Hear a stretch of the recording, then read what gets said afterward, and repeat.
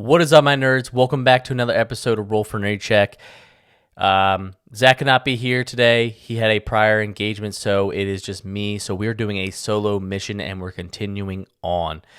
There's some things that's come out that we could talk about today, and one of them is very sad, and it's a bummer for us nerds, especially, but it's come to fruition for past couple years, and that is that E3 will not be coming back for 2023. It has been confirmed that it is canceled. So E3 is canceled. That sucks. It really does suck because E3 is like the mecca for, if you don't know, for game reveals, console reveals, big projects that are going to be worked on. It is the thing to watch if you are a nerd or love games or love consoles, love anything like that. It is the place. It is a thing to watch, and we haven't had it since 2019. 2019 was the last E3, and around that's when COVID came around. So thank you, COVID, for ruining E3. Yeah, so it sucks that it's confirmed that that they're canceling a lot of panels backed out, so you can't really have E3 without games. You just can't. It's just something that you need to have, and I love E3 a lot because when you hear those rumor mills of games that are being made, but you don't know if they're true because the internet is the biggest, April Fool's joke to me, because you never know what is true until you can put your eyes on it yourself, and then you can confirm that it is true. Like, I love Final Fantasy. Final Fantasy is one of my favorite genres. If you don't like Final Fantasy, it's okay. It's just one of the things that I love, and Final Fantasy 7 is my favorite one, next to 10. But us Final Fantasy fans, I remember as the years went by, we wanted a remake of Final Fantasy 7. And for years, I would look at forums, I would look on the internet, and you would see, oh, they're remaking it, they're doing the project, they're gonna do it, and then Square Enix would come out with their new project, which would be great, but it wasn't Final Fantasy 7. So then you get let down, you get bummed out, and then finally at E3 they launched that they're remaking Final Fantasy 7. And when it happened, I nearly crapped myself. I was like, oh my God, they're really making it. That's insane. And I was going to cry. I would have passed out. I was feeling all kinds of emotions. So to have that experience of a game that you love and of a genre that you love and a game that you love when you're a kid to get remade and to get launched at E3 and see it on the screen is just amazing. And go along with the consoles, the Switch, the PlayStations, the Xboxes, the Wii. The Wii was especially a big thing. I mean, the Switch was definitely a big thing, but I remember the Wii being launched and everyone freaking out. And, it was so big that South Park made an episode about the Wii. You got Eric Cartman couldn't stand waiting for it for months and months. Like, he couldn't handle it. So he had his friend Butters bury him in the snow out in the mountains of Colorado, and so that way he'd be in cryostasis, so that way he didn't have to endure the weight of the Wii. But he was left in the snow too long, and he went through pretty much time travel through, and 3,000 years later he finally was unfrozen, and he still couldn't get the Wii. He went on this great adventure trying to find the Wii. Which was funny. I mean, I know the Wii hasn't been around, it's been around for a long time, but it was just funny to me because I was that kid when it was announced, and I was waiting for months and months and months for the Wii, and I saw it at E3, and I camped out.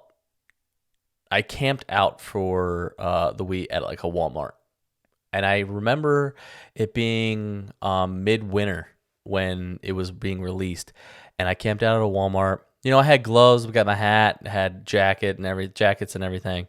But I was surely unprepared for that night. There was people that would wear. They had like Sub-Zero jackets and a Sub-Zero sleeping bag, and they were ready to go. Where I was wearing like this thin blanket with a jacket and hat and gloves, and I was surely unprepared for the night. It was miserable. I was freezing to death pretty much. And was it worth it? Probably not. Definitely not, actually. I can think about it. It wasn't worth it. I mean, the Wii was great. I'm not saying that the Wii wasn't worth it, but it wasn't worth me almost freezing to death outside. It definitely was not. But it was an experience. It definitely was an experience. And to not have that experience of seeing these projects getting launched kind of sucks. And now everything is taking a step back. These companies are not, going to E3.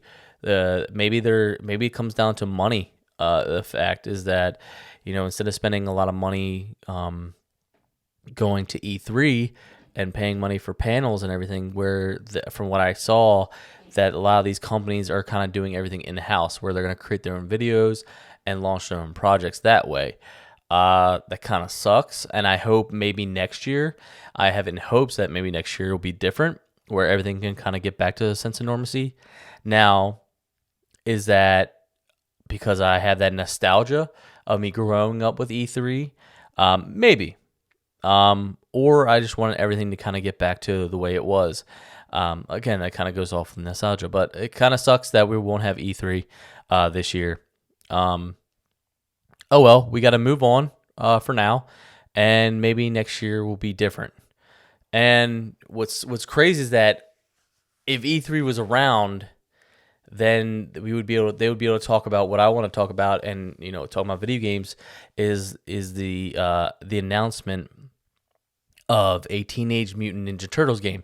Now you're saying, who cares about Teenage Mutant Ninja Turtles? And I would say that hurts, because I love those characters. As much as I love DC and Batman, I am a huge TMNT fan. I love the Teenage Mutant Ninja Turtles. They're great characters. And what's great about this game is that it's not your typical like kid style Teenage Mutant Ninja Turtles game. It's based off a comic graphic novel called The Last Ronin. Now, if you're not familiar or what The Last Ronin is, I've only read bits and pieces of it because I didn't want to ruin it for myself. Because they're taking the story, and they're pretty much making the game to follow that story. Kind of like what HBO Max has done with Last of Us. They're going to pretty much follow the storyline. So I didn't want to read the story and then ruin the game for myself knowing who this Last Ronin. So to backtrack to what I'm saying is The Last Ronin. So there's one turtle left. 3 of the brothers have died. They were killed off, and Master Splinter also is gone. He has passed as well. Now, you don't know who this last turtle is alive. You don't know who the Last Ronin is, because he's wearing a black headband. As you know, all the turtles have their own signature weapon. They have their own signature color. We got Leo wearing the blue, Leonardo for Leo's for short. And then you got Raphael wearing the red. You got Donatello wearing the purple, and Michelangelo wearing orange. Now, I am really excited for this game. I want to do some more research later on when we get closer to. I just want to see who's developing the game. I'm hoping it's kind of maybe like a Batman Arkham style. Rocksteady, that kind of like third-person fighter-esque, and you can do overall different style of fighting. which will be cool. But what's great about the story is so dark and gritty, and it's just going to be enjoyable because it's not your typical, three brothers goofing around and just beating up bad guys. It's got depth. It's got some, deep, dark story and heartache and sorrow. So, that being said, come to find out, there was a company who made a VFX trailer of the story. And I thought it would be fun. You and I could watch it together. Now, for y'all listening to the podcast audio-wise, I will do my best to make it and describe in detail what is going on. So that way you do not have to worry about anything. And I will pause it and we'll explain what's going on, and we'll just make our own judgments on how we feel about it. I have high hopes for this. I am really excited for this. I'm not trying to put my bias in it all, but I am overall very excited. And if they can pull off this storyline, I think it'll be a hit. Yeah, so let's watch it, and let's play a game. Let's see if we can already prejudge and predetermine who we think the Last Ronin is. So let's go there. Let's go from there. And all right, so let's see. It here, okay? So let's see. Story based on a comic book, The Last Ronin.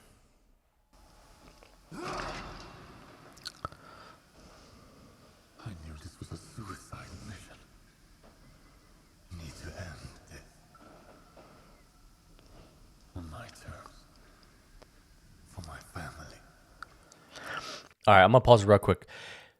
Just the overall detail from the visual effects team is amazing. It's crazy what we can do now with visual effects. It's almost like it is real. Like you can see the tear marks, the slash marks in his skin, the overall detail in the shell, the divots and the bubbles on it. The blood stains on the shell, the shimmer on his little gauntlets that he has on is amazing. Let's continue.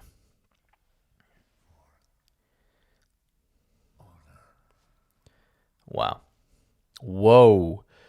So right now we're panning through a little alley underneath the sewer, and you can just see the detail in the concrete. The bloodstained floor has a shimmer. It is HD of HD. So right now he's leaning on the floor or kneeling on the floor, and he looks like he's placing things on the ground. Hold on, let's go back real quick. What is that? Sorry.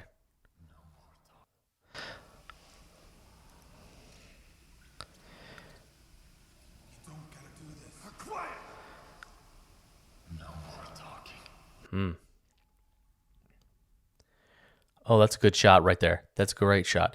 So there was a voice that said, "You don't have to do this." And he said, "Quiet."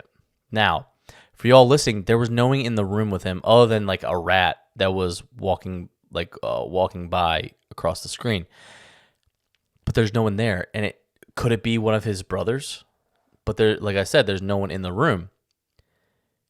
So right now he's got all the weapons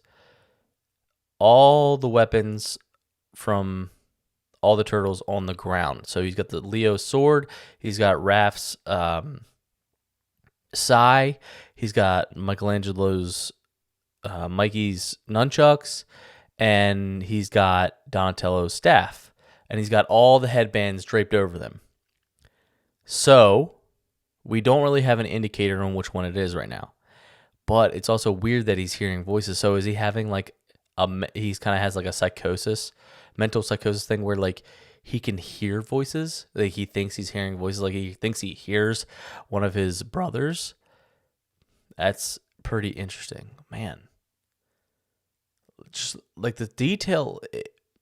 All right, I can't predetermine yet, obviously, so let's just continue.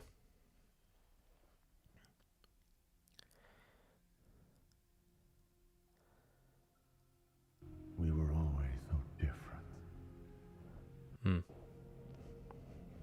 So much alike.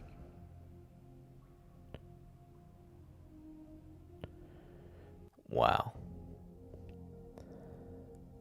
The shine on his skin. Damn.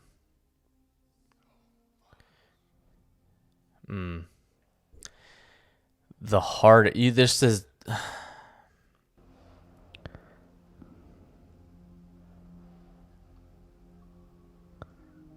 miss my father. More than anything else. Okay. I'm pausing this so much if you're watching the video, but I want to at least pause it so I can at least describe what's going on for the people who are listening. So he's staring at the weapons on the ground, and you can just see in his eyes. I mean, it's the most amazing detail I've ever seen. So you can definitely, it's almost like I'm looking into his soul. You can tell the heartache, the trauma that he's dealing with, and he doesn't have anyone to help him through this grief. And he says, I miss my brother so much. And then he turns to his right, and then he picks up a book, and I'm wondering whose book it is. And then he says, then I miss my father more than anything. So it's Master Splinter's book. And then you just see him tear up even more. So, I couldn't imagine the pain that he's going through, especially not only losing your brothers, but losing your father. I'm one of five. I'm one of five siblings, and I have an older brother. I am the second oldest. I have one sister that is a year younger than me, and then two other sisters that are a few years younger than her, and then the youngest brother. And me and my sister that is a year younger than me, we're the closest. We're damn near twins, if it makes sense. Like if you have a sibling that you're that close with. Like we were a year apart, so it was almost like there was no age gap. And we were inseparable. I still call her almost all the time, every week at least, and just see how she's doing. And I couldn't imagine dealing with what he's dealing with. He had four brothers that he grew up with, and they're all the same age. So it's almost like having, how twins have this instant connection type of thing. Well, he's like a quadtuplet. He had four brothers of the same age they grew up with, and they goof around and did crazy stuff together.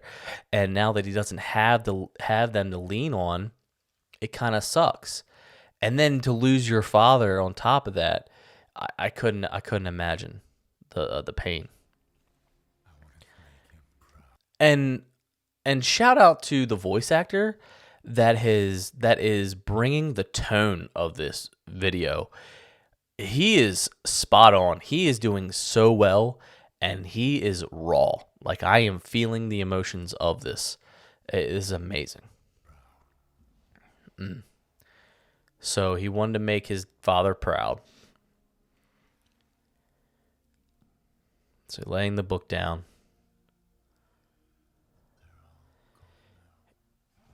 Damn. So he's just describing, obviously the situation, they're all gone. I'll go back just a second and I'll show this shot here. Just look at him. He is beat up. He has been through hell and back war. He's been through battle after battle. And you can tell all the scrapes and everything on him. He is looking rough. I still can't tell which one it is yet. There's really no indicators. So let's see what else is going to happen.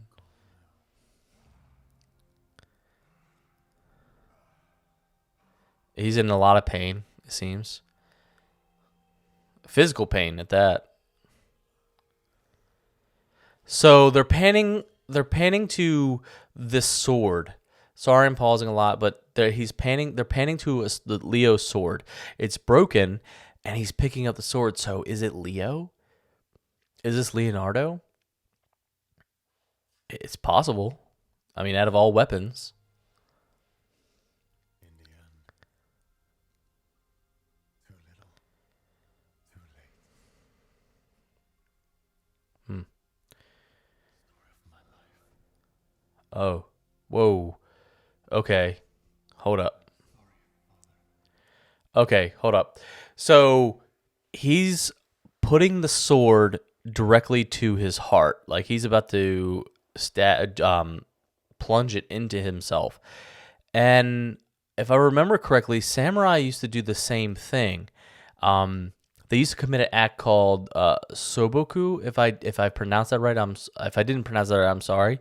But I think it was pronounced soboku, where if they dishonored their family, dishonored themselves, or lost in a way that didn't bring honor to them or their family, the way that they could bring honor back would be to commit an act of suicide. And what they would do is they would take their dagger and then plunge it into themselves and commit suicide, and it would bring an honor back to them and their family. So right now, he's essentially kind of doing the same thing. He's taking the sword and he's about to jab it into himself, but he's saying sorry to his father. Like, it's almost not honorable to do what he's doing. I failed. Okay. Forgive me.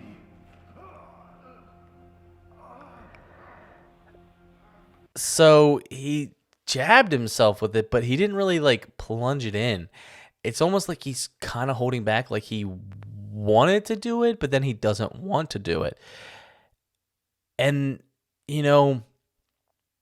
maybe he's just doing this because of all the grief that he's having and he can't deal with it, but also maybe he feels like this is a way that he can honor his father and brothers, because he feels like he's failed them, that he couldn't maybe get revenge for their deaths, or he thought revenge was the way.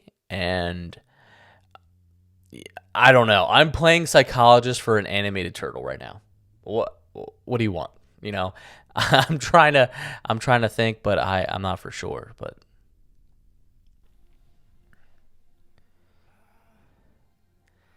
yeah, he's definitely struggling. Whoa. So we hear a voice saying focus now, but it didn't sound like one of the brothers. It honestly sounded like Master Splinter. It's interesting. He's definitely hearing voices. Now, is it actually them from the spiritual world talking to him, or is it just all in his mind?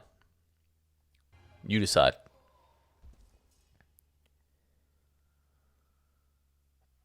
He couldn't do it. He passed out.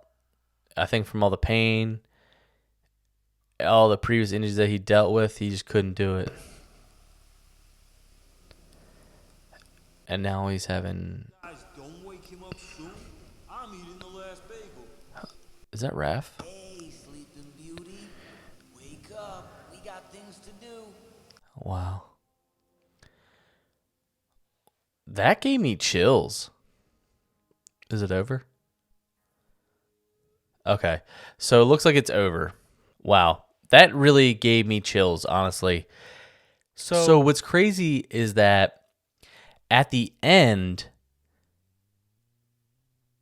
you see the three other brothers. Now, I don't know if he's just dreaming this, or if he actually did commit suicide. It was very vague in the video.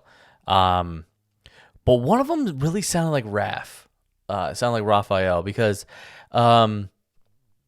he always had that distinct voice, like the accent, that New York accent, and I really want to know if that was him. And then there was the other one that spoke. I couldn't tell if that was Mikey or if that was Donnie, because Donnie always had that goofy voice too, and Mikey always had that. But I don't know which one was in the back, if that was Leo or whatever. I don't know. I'm really trying to figure out. So I think I can determine that one of them is not. At least the Ronin is not Raph, because Raph was definitely there. I think Raph is gone, because that sounded like Raph, and I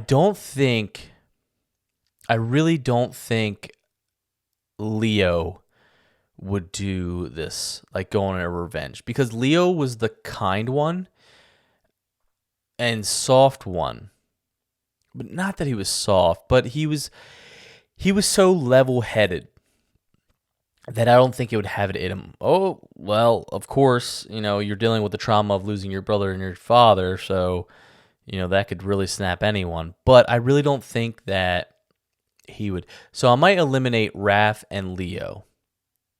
Now, so we have Donnie and Mikey. So I also, and it's a really, so let me break it down even further. I heard a story of on why each turtle has their weapon. They were given their weapon of choice, or the Master Splinter gave them a certain weapon.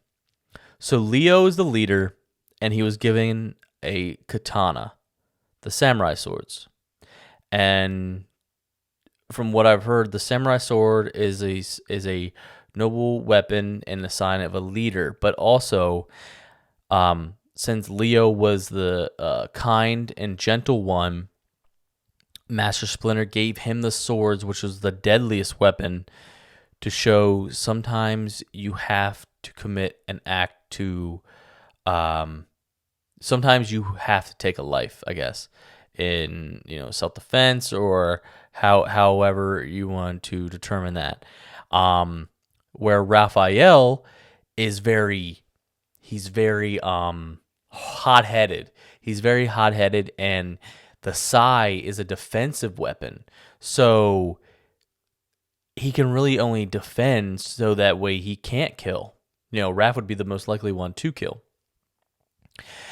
Donatello is the most intelligent, or is he the most intelligent? I know he's the intelligent one, and he's given the staff, which you have to be creative and get out of your mind to use the weapon. You have to be really creative on how to use it. And then Mikey has the nunchucks, and you have to be. He was always the goofy one, the scatterbrained one, and he lacked focus, so he has to really focus on knowing what he's doing, so that way he doesn't. Because you've probably seen all them videos of people using nunchucks, and they whack themselves in the head and they crack themselves and they get hurt. So for Mikey not being so that way Mikey wouldn't hurt himself, he would have to focus. And now that I'm saying focus a lot, I'm starting to think that the turtle might be Mikey, because Master Splinter is kind of had like a little foreshadow that Master Splinter said focus. And now I'm saying focus because Master Splinter used to tell him to focus all the time. Now, I don't know if the movies from the 90s are canon, but he used to tell him focus a lot in those movies. But there's another reason why I think it might be Mikey, though. I might eliminate Donnie. I think it might be Mikey, because Mikey, with him being the goofy one, sensitive one, and scatterbrained, and he always had his brothers to back him up. He always had his brothers to lean on, and now that they're gone, and then he lost his father, he just snapped, and he couldn't cope, and he couldn't handle it. So now he decided that he wanted to go on this revenge tour, so to speak, to get revenge for his family. I don't know. It's too early to tell. I could read the story. I could read the story and ruin it for myself, but I kind of don't. I kind of want to play the game on Roll4NerdyCheck game, and we kind of go through it together, and we try not to spoil it for ourselves. But comment below on what you think. If you think I'm right, or give me a reason why you don't think I'm right. you let me know. Excuse me. You let me know on what turtle you think it is. What brother you think it is. So, yeah. I mean, it's very tricky. I don't know. Yeah, I'm stumped. I'm really excited for this game. I cannot wait for it to come out. Um, when let me see when this might be released. Let's see. The game release. All right. So there is no. It's just been announced. So there really is no when I guess they're working on it now or when they're going to be working on it. You know, the thing could get canceled. I hope it doesn't. I hope this game does come through fruition. But speaking about games, there was another game that I saw that was coming out that kind of creeped the crap out of me. And most of y'all probably don't know this. Let along earlier episodes, I spoke on some of my fears. You know, I fear snakes. You know, I'm deathly terrified of snakes. And there's one thing that I would say I am more scared of. Well, that's not true. I am scared of snakes. I can't be around them. I would say is equally scared of, and it's clowns. I'm 30 years old, and I'm still kind of creeped out by clowns. I don't know why. I don't know why I'm creeped out by clowns. Maybe it's the face. Maybe it's like the smiling face, like the unnatural smile, or the makeup. But, sorry to my cousins who may listen to this or may watch this, but the reason why I'm scared of clowns is because they tortured me and made me watch Stephen King's It, Pennywise the Clown. It was terrifying. I could not. It was so terrifying that I couldn't ride my bike around or even be around drainage systems. I couldn't be around drainage systems. So like where the rain runs off and goes into the sewer, I couldn't be around that because I thought that Pennywise was going to pop up, grab me like he did Georgie, and pull me into the sewer. That's how trauma works, people. So anytime I would ride my bike to my friend's house, I would have to ride on the other side of the road. Not saying that I'm still that now, but I'm just making a point that clowns still kind of freak me out. Not saying like if they're in a room that I'm going to go run crying, but it's just like they give me like, I don't know, like weird feelings. Like it just weirds me out. And there was a particular movie as well that had clowns, and they're making a fucking game from it. Does anyone remember the 1988 movie Killer Clowns from Outer Space? No? You don't remember the bulging faces and the popcorn guns with the cotton candy cocoons where they would fucking drink people? Like the cotton candy would, I guess, melt people down into like pretty much a puddle of goop, and they would drink them through a straw. You don't remember this? So let me pull up the game first, and then we'll talk about it. Let's pull up the game, and then actually maybe I'll pull up.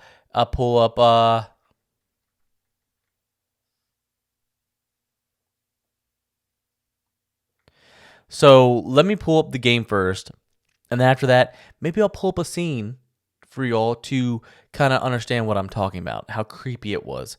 It was terrifying. It was terrifying. All right, here we are. So, and for mature, of course, blood and gore, intense violence, language, suggestive themes. Okay.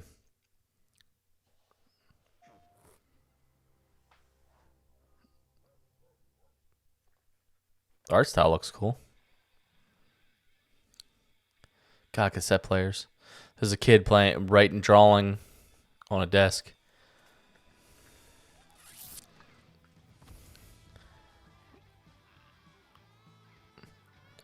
Oh, shit. So there's straight up chaos going around. outside, and this kid is like jamming out music.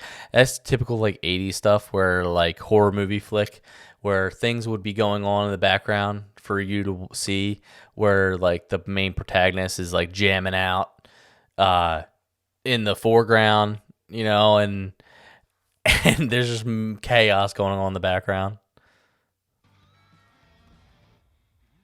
Doorbell rings. Don't go answer it, bro. Oh, the makers of Friday 13th. That game is pretty wild too. Jason Voorhees, where if it's kind of the same style, those games are kind of like you kind of have to play with someone where someone's Jason, and then you have like 4 campers, and you kind of have to run and hide, and then you have to somehow work together to kill Jason. So is it that kind of style game? Oh my god, bro. Oh, oh my god, dude. Look how creepy they look, man. Like, it's just, oh my god, dude. I'm gonna have nightmares. Look at their faces. It's so weird. It's so weird. Is it bad that I still cannot get freaked out about it? Maybe I need to go see a doctor. Maybe I need to see a therapist. Yeah, that's it.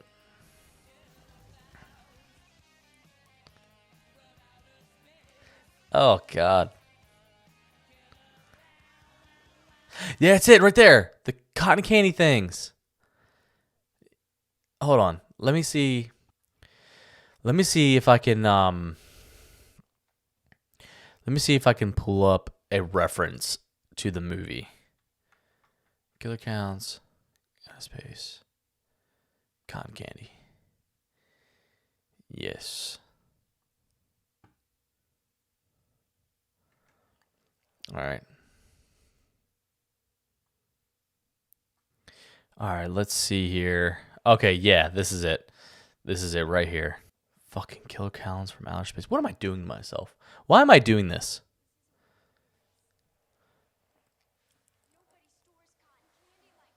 No, they don't, bro.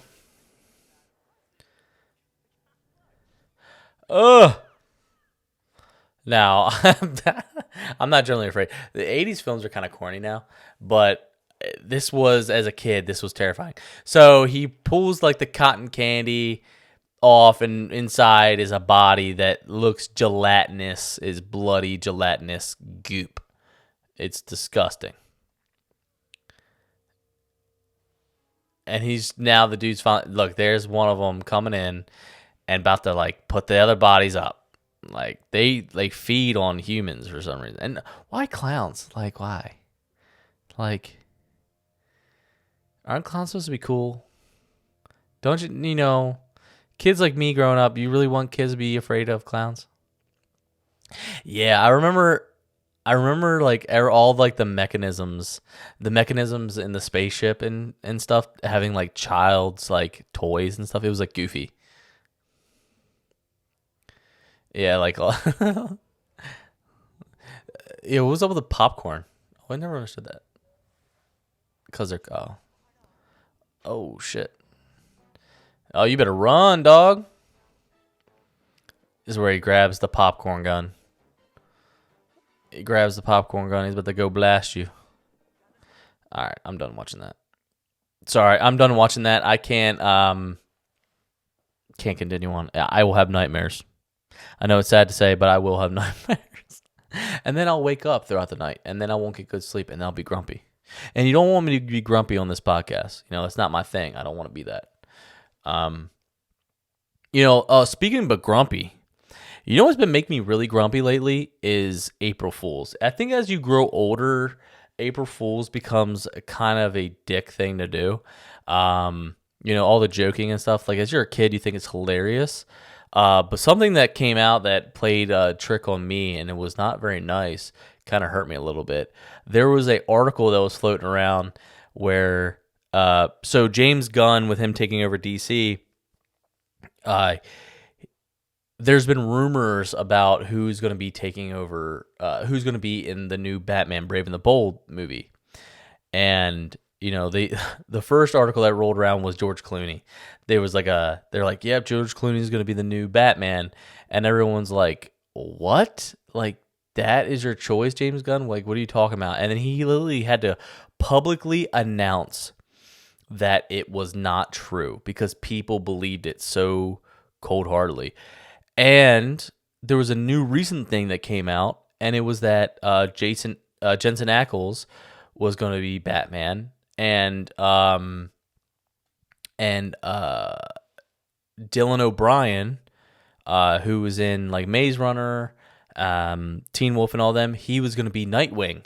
And when I read the article, I thought it was true. I was like, well, Jensen Ackles would be great because, he played. I mean, he kind of played Dean. Dean's not really a superhero, but he played Dean. He knows like that grittiness. He voiced Red Hood, so he voices Robin. He also voiced a couple Batman things, so he kind of knows the character. He played a superhero on The Boys. Not really a good superhero, but he played a superhero. So I thought that was true, and then I thought Dylan O'Brien as Nightwing was an odd choice, but who am I to say? I kind of give people the benefit of the doubt these days. So I was like, oh man, that's not really a bad setup. Come to find out, it's not true. I'm like, what the fuck, man? I'm like, why is this stuff funny? Like, why play with people's emotions like that? Especially with me being a huge Batman fan, I am chomping at the bit to see who will be the next Batman. I'm looking forward to the Batman 2 movie to come out with Robert Pattinson. But I kind of want to see the Batman that will be set it up for the new DCU. I want to see who they choose. And I've just been chomping at the bit. I'm hoping for a good choice. Looking for like a younger Batman who's been doing it for a minute, who has some experience, but like a younger style. So that way you can have your Nightwings, we can have Robin. So yeah, what's cool about this too, with them doing the Brave and the Bold style, Damian Wayne will be in it. So and what's great is that Nightwing will probably be in it as well, because I'm hoping. Because Nightwing is always training Damian Wayne when Batman isn't. So those two kind of have like a beef all the time. And if you don't know the Injustice story, go read that or play the games, and then you'll kind of see what I'm talking about. But yeah, so that happened, and I'm like, why is April Fool's still a thing? Like, why do we still do this? I'm being a hypocrite because I kind of like the tradition of E3, but I don't like the tradition of April Fools. But April Fools is such a dick thing. Like, you're playing jokes on people and playing with their emotions like that. And now I'm getting really offended, and I don't want to be angry on my podcast.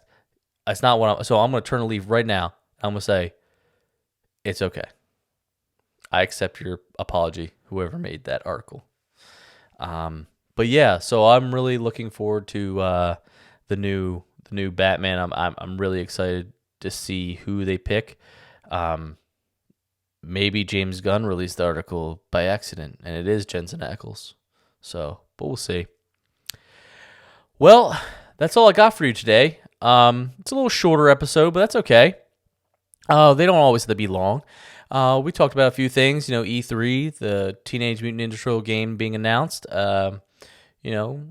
Killer Klowns from Outer Space. You learned one of my big fears. Don't use it against me, please. And the overall that I hate April Fool's Day because it hurts people's hearts. But other than that, if you want to watch the podcast, go on our YouTube channel, Roll4NerdyCheck. So it's the number 4. So Roll4NerdyCheck. Go on the channel. Subscribe, hit the like button, leave comments.